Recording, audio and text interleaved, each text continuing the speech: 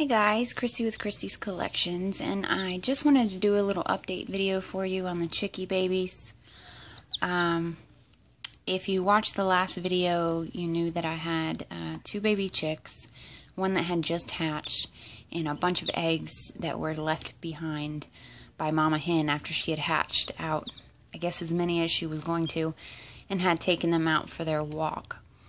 Well, the one that I had in here was this one here in the front, and then I had one that was just being born that was really weak. It almost died in the egg. It wasn't even strong enough to get out of the egg, and I got it out, and that little one ended up dying that day. I know that after I posted that video, someone made a comment saying, I'm not trying to be mean, but it's probably not going to make it, and she was absolutely right.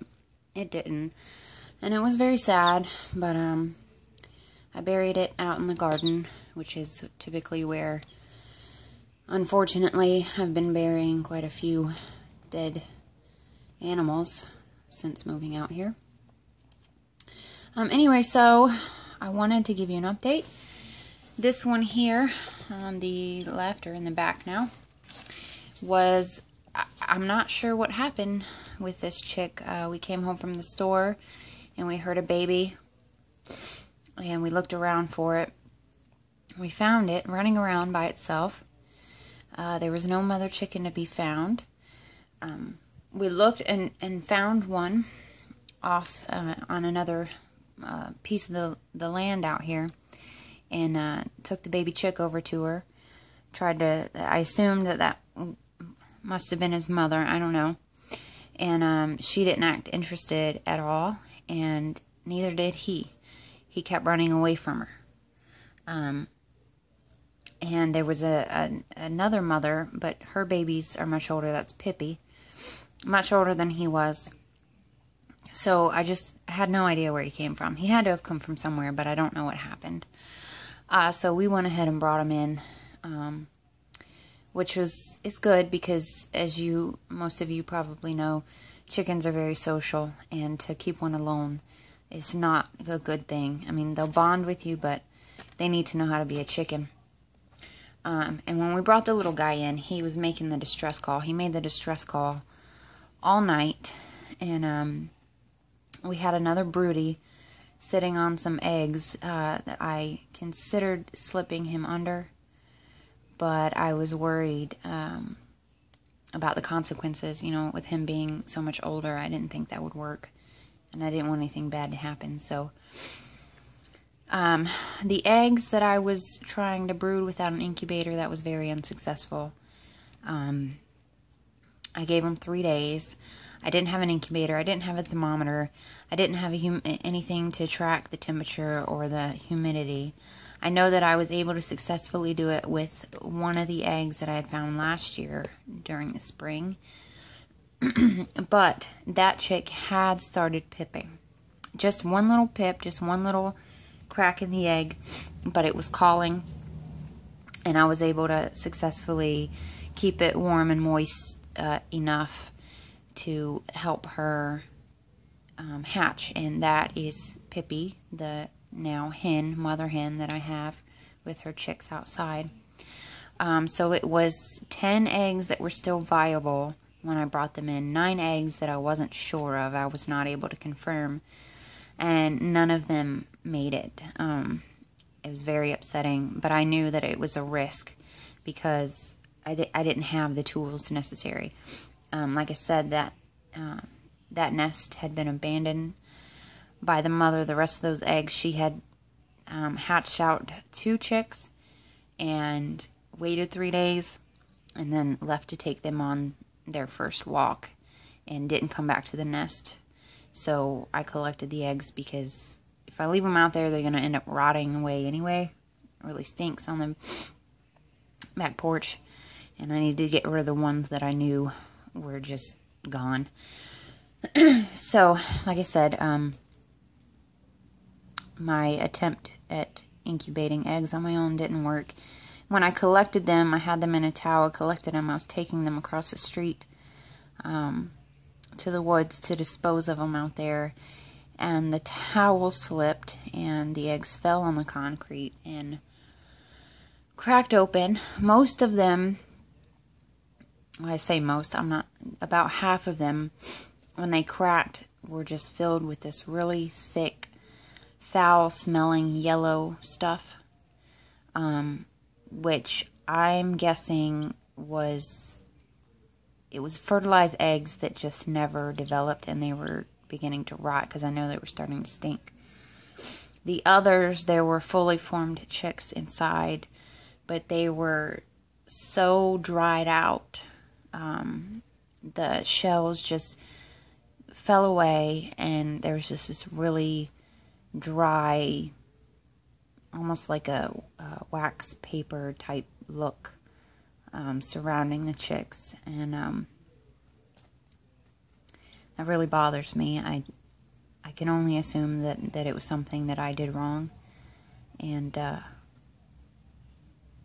it makes me, I won't be attempting that again from now on.